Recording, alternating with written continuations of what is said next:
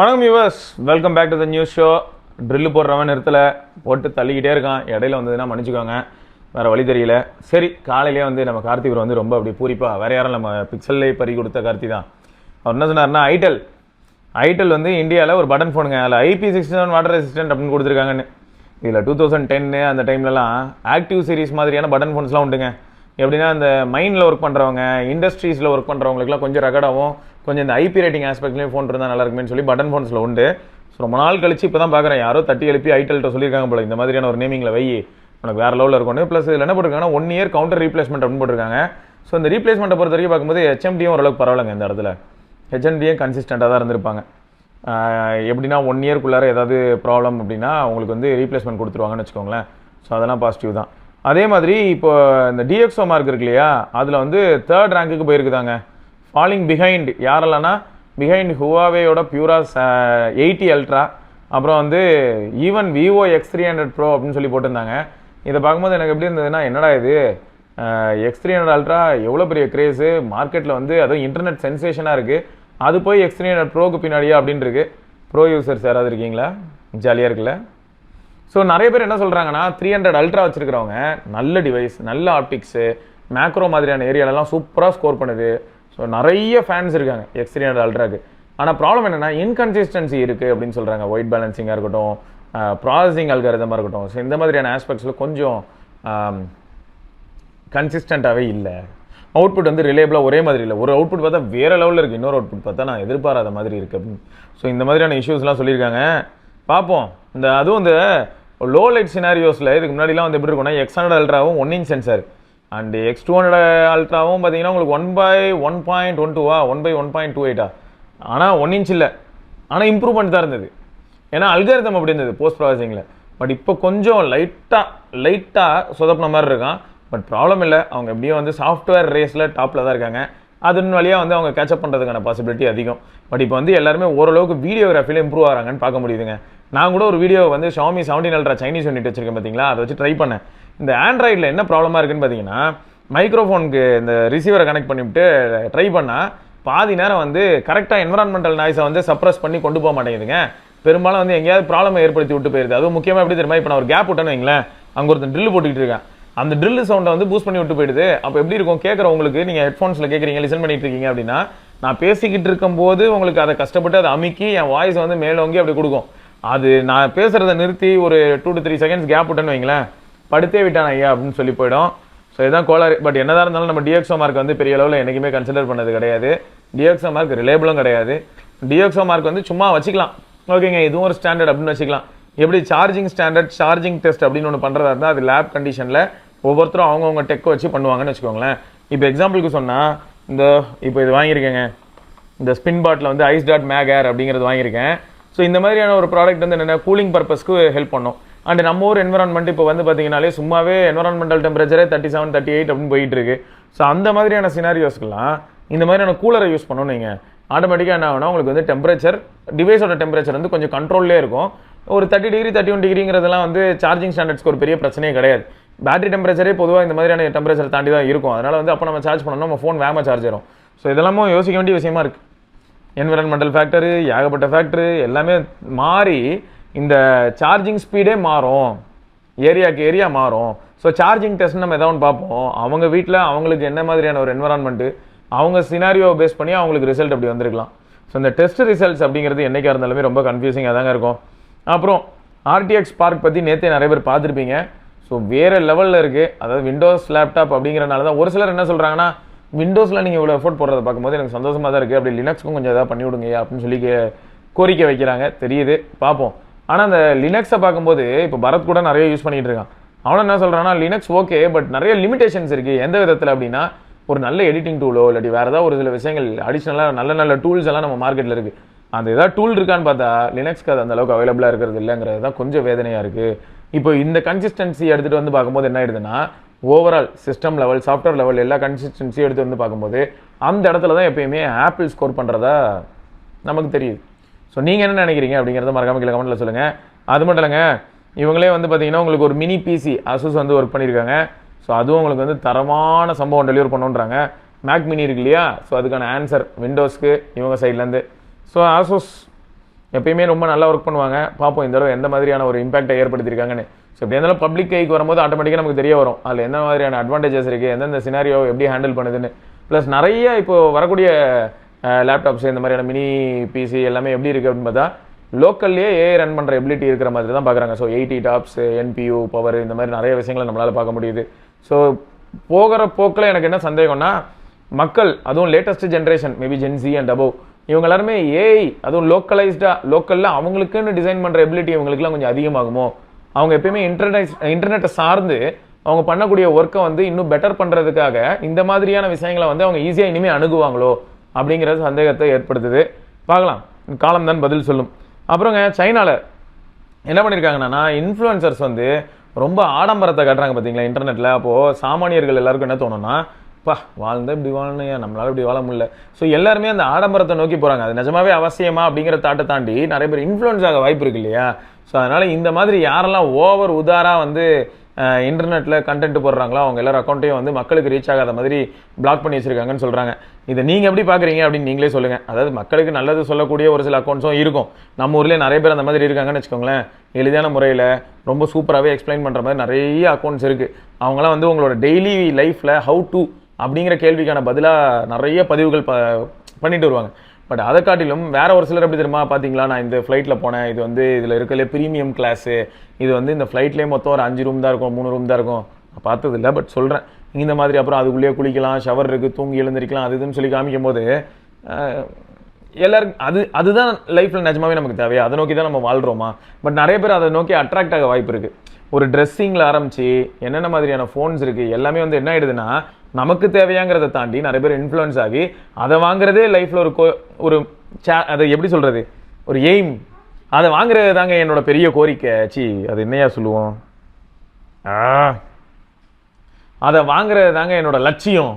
இந்த மாதிரி லட்சியமாக வாழ்ந்துட்டு இருப்பாங்க நிறைய லட்சியவாதிகள். ஸோ இந்த மாதிரி வந்து இயல்பு வாழ்க்கையை அதுவும் அவங்களோட growthக்காக நிம்மதியாக வாழ்ந்துட்டு இருக்க நிறைய பேர் லைஃப்பை டிஸ்டர்ப் பண்ணும் விதமாக அமைகிறனால இதெல்லாம் பிளாக் பண்ணுறதா வந்து சைனாவில் சொல்லியிருக்காங்க. பட் நம்ம ஊரில் இந்த மாதிரி சப்போஸ் நடந்தால் என்ன ஆகும் இமேஜின் பண்ணி பாருங்க.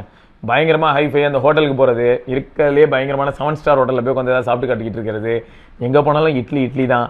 இட்லி எண்ட் ஆஃப் தி டே வந்து பார்த்தீங்கன்னா நமக்கு என்ன எனர்ஜி கொடுக்கணுமோ அதான் கொடுக்க போகுது. அண்ட் அதை நம்ம எப்படி யூஸ் பண்ணுறோங்கிற வித்தியாசம் இருக்குன்னு வச்சுக்கோங்க.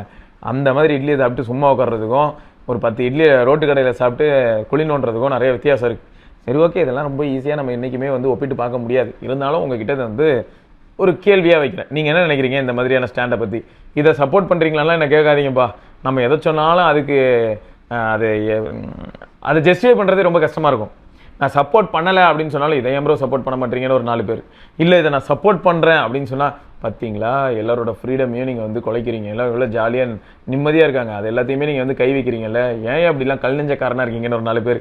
அதனால் எதையுமே சொல்ல விரும்பல. நமக்கு என்ன செட் ஆகுமோ அதை பார்த்துட்டு நம்ம போக வேண்டியதான். இந்த நியூஸ் வந்திருக்கா, நியூஸ் பார்த்துட்டேன்பா, டாட்டா பை அவ்வளோதான். சரி, அப்புறம் எப்பயுமே வந்து பார்த்தீங்கன்னா இந்த குழந்தைகள் அவங்க என்ன பண்ணுவாங்கன்னா நசன்னு ஏதாவது பண்ணதான் செய்வாங்க. அப்படி பண்ணுறதுலாம் எவ்வளோ பரவாயில்லைங்க. இப்போலாம் நிறைய வீட்டில் என்ன ஆயிடுதுன்னா குழந்தைங்க வந்து ஃபோனை வாங்கி வச்சுக்கிட்டு ஃபோனில் எதையோ பார்த்துக்கிட்டு அப்படியே அதுங்க வந்து அதுங்களுக்குன்னு ஒரு குட்டி லைஃப்குள்ளே போயிடுதுங்க. அந்த குட்டி இடத்துக்குள்ளேயே போய் உட்காந்துக்குதுங்க. இவ்வளோ பெரிய உலகம் இருக்குது. ஏன் வீட்டுக்கு கதவை தாண்டி வெளில போனால் ஓப்பன் ஸ்பேஸ் இருக்கிற வீடாகவே வச்சுக்கோங்களேன். வெளில போனால் 4 விஷயங்களை பார்க்கலாம், மரம் பார்க்கலாம், காற்றை என்ஜாய் பண்ணலாம். இதெல்லாம் அந்த வயசில் பெருசாக தெரியாது. இருந்தாலும் அந்த மாதிரி தான் எல்லோரும் வாழ்ந்தோங்கிறத நம்ம மறந்துட்டோம். இப்போ எல்லாமே கான்கிரீட் ஜங்கலில் தான் வாழ்கிறோம். சென்னையிலலாம் சொல்லவே வேணாம், அப்படி தான் இருக்குன்னு வச்சுக்கோங்களேன். இதை தாண்டி எல்லாருமே ஃபோனையே வந்து கையில் எடுத்துக்கிட்டு எப்போ பாரு பொழுதுனைக்கு காலையில் எழுந்து பல்ல விளக்கிறதுக்கு முன்னாடி ஃபோனை கையில் எடுத்து வச்சாங்கன்னா அவங்களா டயர்டாகி கண்ணெல்லாம் வீங்கி போய் சவந்து போய் பக்கத்துலேயே ஃபோன் அப்படியே கத்திட்டு கிடக்கும், அப்படியே பக்கத்தில் படுத்து தூங்கியிருப்பாங்க. ஒரு நாள் முழுக்க ஃபோன்லேயே அடிக்ட் ஆகி ஆப்ட குழந்தைங்களை நான் பார்த்துக்கிட்டு தான் இருக்கேன். அதனால் ஏற்படக்கூடிய பின்விளைவுகளையும் பார்க்க தான் முடியுதுன்னு வச்சுக்கோங்க.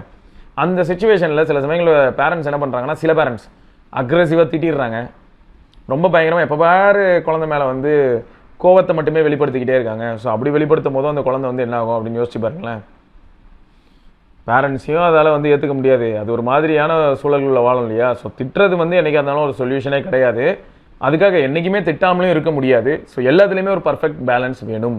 எப்படி நம்ம ஃபோனில் பேசுவோம், அதை ஃபோனை பற்றி பேசுவோம். ஒரு ஸ்பெக்குன்னு அப்படி இருந்ததுன்னா பர்ஃபார்மன்ஸ் பீக்கு ப்ரோ, அடிச்சு நொறுக்குது ப்ரோ, அதுக்கேற்ற மாதிரி நல்லா சூடாகி கொதிக்குது ப்ரோ. அது அந்த இடத்துல வந்து ஒரு பர்ஃபெக்ட் செக் அண்ட் பேலன்ஸ் வேணும். எல்லாத்துக்குமே செக் அண்ட் பேலன்ஸ் வேணும். இந்த அளவுக்கு பர்ஃபார்மன்ஸ் புஷ் பண்ண போகிறதா இருந்தால் அப்போ ஃபோனோட திக்னஸ் இன்க்ரீஸ் ஆகிறதுக்கான வாய்ப்புகள் இருக்குது. ஏன் திக்னஸ் இன்க்ரீஸ் ஆகுதுன்னா கூலிங் மெக்கானிசம்காக திக்னஸ் இன்க்ரீஸ் ஆகுது. கூலிங் வந்து இன்னும் பெட்டராக பண்ணால் வேறு லெவலில் இருக்கும். அப்போ தான் அந்த ஆக்சுவல் பர்ஃபார்மன்ஸை யாராவது வந்து எக்ஸ்பீரியன்ஸ் பண்ணணும்னு நினச்சாங்கன்னா எந்த விதமான கசப்பான அனுபவமும் இல்லாமல் எக்ஸ்பீரியன்ஸ் பண்ண முடியும். ஸோ அதே தான் இங்கேயும். ஸோ குழந்தைங்களுக்காக மொத்தம் வந்து அதுங்கிட்ட கத்திக்கிட்டே இருந்தால் பிரெயின் வந்து ஒரு மாதிரி கஷ்டப்படுது, அப்படி தான் சொல்ல முடியும். சரி, அப்புறம் ஒரு விஞ்ஞானிங்க, அவர் வந்து ஆல்ரெடி நோபல் பரிசெல்லாம் வாங்கியிருந்திருக்காருன்னு வச்சுக்கோங்களேன். ட்ரை ஏர்லேருந்து, பாலைவனத்தில் கூட ட்ரை ஏர்லேருந்து 1000 லிட்டர் தண்ணிலாம் எடுக்கிற அளவுக்கு ஒரு அப்பரேட்டஸ் ஒன்று பண்ணியிருக்காப்லையா. ஆனால் இந்த இடத்துல ஒரு கேள்வி வருதுங்க, சும்மா நம்ம எல்லாருக்கும் கேள்வி வர்றது தான். இயற்கையை சார்ந்து இருக்கக்கூடிய ஏதாவது ஒரு விஷயத்தை வந்து நம்ம எங்கேயாவது டிஸ்டர்ப் பண்ணுறோன்னு வைங்களேன், அந்த இம்பாக்ட் வந்து ரொம்ப அப்நார்மலாக இருந்ததுன்னா அதுக்கு ஏதாவது எதிர்வினை இருக்குமான்னு நம்ம எப்பயும் யோசிப்போம்ல. இப்போது வாட்டரில், அதாவது வாட்டர் வேப்பர் ஹியூமிடிட்டி காற்றுல இருந்திருக்கு, அதை அவர் கம்ப்ளீட்டாக என்ன பண்ணுறாரு, கேப்சர் பண்ணி இன்னும் ட்ரை ஆகுது அப்படின்னு வச்சுக்கிட்டா இந்த காற்று இங்கேயே இருக்க போதானா? கிடையாது, இங்கேருந்து கடந்து அப்படியே வேறு எங்கேயாவது போகும். இப்போ எக்ஸாம்பிளுக்கு சொன்னால் அப்படியே இங்கேருந்து சவுத்தை நோக்கி காற்று போகுதுன்னு வைங்களேன், சும்மா சொல்கிறேன். அப்போ இங்கேருந்து வாட்டரில் அந்த வாட்டர் ஹியூமிடிட்டி எல்லாத்தையும் எடுத்துக்கிட்டு மாய்ஸ்டர்லாம் எடுத்துக்கிட்டு அப்படியே அது கடந்து அப்படியே விழுப்புரம் அப்படியே கீழே போகுதுன்னு திண்டிவனம் அப்படியே கீழே போய்கிட்டே இருக்குது அப்படின்னா அது எங்கேயோ ஒரு இடத்துல போயிட்டு கன்வெக்ஷனில் மழை பெய்யலாம். பட் இப்போ நான் அந்த வாட்டரில், அதாவது அந்த காற்றுல இருக்கக்கூடிய அந்த ஈரப்பதத்தை ஃபுல்லாக எடுத்துட்டேன்னா ட்ரையாக தானே போகும். இதனால் ஏதாவது இம்பாக்ட் இருக்குமா? சும்மா கேட்குறேங்க, ரொம்பலாம் தெரியல. இதெல்லாம் நம்ம இமானுவல் புரோட்டை தான் கேட்கணும்.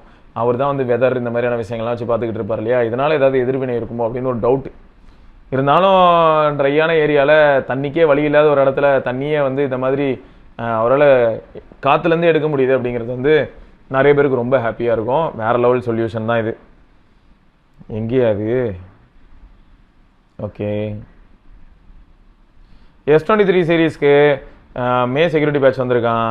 S23 சீரீஸ் இப்போ எப்படி இருக்குது மறக்காமல் சொல்லுங்கள். பிளாஸ்டிக்கு எந்த அளவுக்கு ஊடுருவி போயிடுச்சுன்னு உங்களுக்குலாம் தெரியும்னு நினைக்கிறேன். ஆல்ரெடி மைக்ரோ பிளாஸ்டிக் வந்து ஸ்பெர்ம் லெவலில் போய் வேலையை பார்த்துக்கிட்டு இருக்கு. ஸோ ஃப்யூச்சர் கிட்ஸ் எல்லாருக்கும் எப்படி இருக்கும்னு யோசிச்சு பார்த்துக்கோங்க. ஸ்பெர்ம் லெவலில் வந்து மைக்ரோ பிளாஸ்டிக் போய் ஒரு பங்கு வகிக்குதுன்னா நம்ம இதுதான் ரொம்ப நாளாக சொல்லிக்கிட்டு இருக்கோம். நம்மளால் முடிஞ்ச அளவுக்கு குப்பைகளை தவிர்ப்போம், பிளாஸ்டிக் பயன்படுத்துறதையும் கொஞ்சம் குறைப்போம் அப்படின்னு. பட் என்ன சுற்றியே பார்த்தீங்கன்னா எவ்வளோ பிளாஸ்டிக்கு. ஆனால் அது வேறு பிளாஸ்டிக் ஒன்றும் இருந்தாலும் கொஞ்சம் பிளாஸ்டிக்கை நம்ம எப்படி அவாய்ட் பண்ணுறது, அதை டிஸ்போஸ் பண்ணுறதுல இருக்கக்கூடிய காம்ப்ளிகேஷன் எப்படி ஓவர் கம் பண்ணுறது, இதெல்லாம் கொஞ்சம் யோசிக்கணும்னு நினைக்கிறேங்க.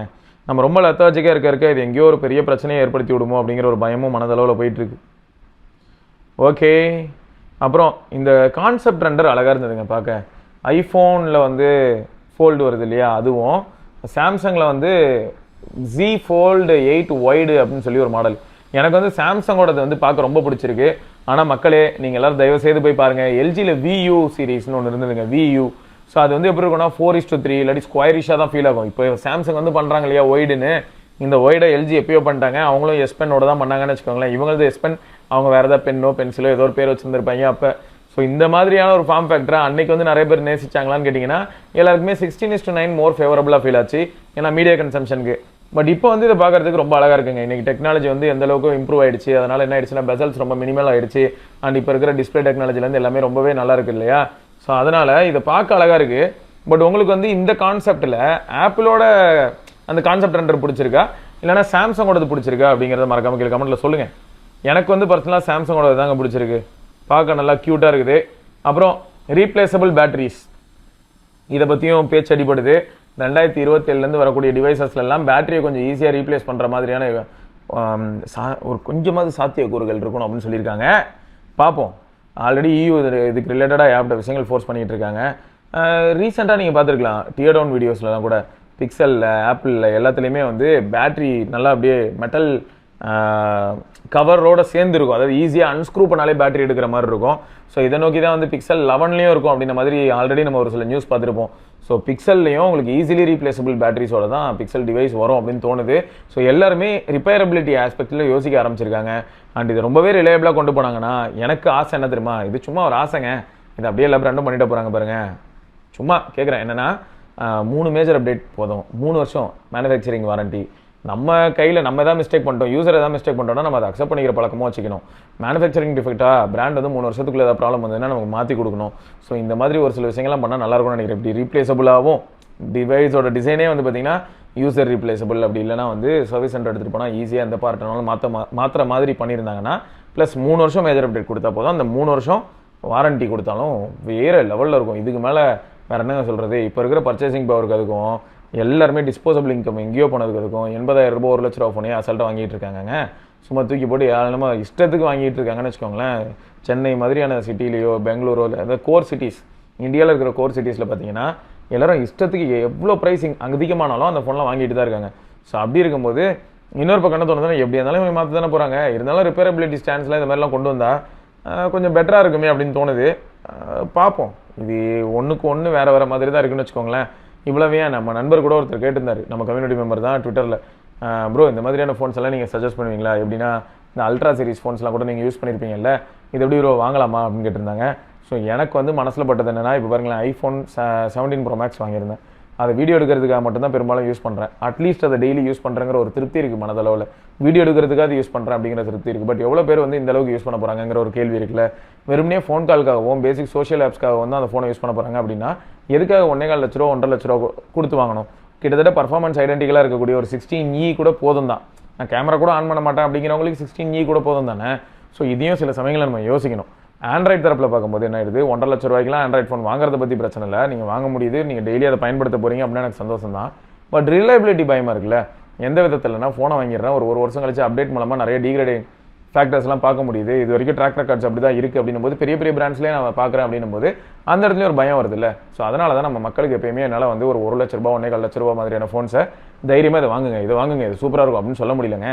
ஸோ இதை தான் வந்து அவருக்கும் நான் ட்விட்டரில் சொல்லியிருந்தேன். ஸோ ஆக மொத்தம் நீங்கள் ஏதாவது ஃபோன் வாங்கணும்னு நினைக்கிறீங்களா, X300 FE உங்களுக்கு பிடிச்சிருக்கா, அதுவே ஓப்பன் பாக்ஸ் டிவைஸ் சில கடைகளில் கிடைக்குது, பில்லை மட்டும் வெரிஃபை பண்ணிக்கோங்க. அவங்க ஏதாவது இஎம்ஐ போட்டு வாங்கியிருக்காங்களா, அந்த இஎம்ஐ ரிலேட்டடான ஆப், பேங்கிங் ஆப் ஏதாவது வந்து அந்த ஃபோனில் இருக்கா இல்லையா, ஸோ இதெல்லாம் மட்டும் செக் பண்ணிட்டு நீங்கள் வாங்கிக்கிறது என்றைக்குமே நல்லது.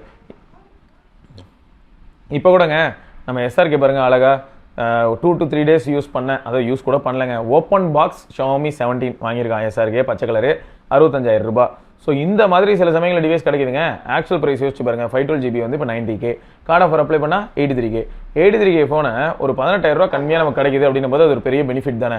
ஸோ இந்த மாதிரி நம்ம வாங்குறது நமக்கு பெட்டரோ அப்படின்னு தோணுதுங்க. ரைட்டுங்க. இதை தொடர்ந்து நம்ம இன்னொரு பதிவில் வேறு சில இன்ஃபர்மேஷன்ஸோட சந்திப்போம். அது வரைக்கும் விரைவில் சிவபரணி பார்க்கலாம். பாய்.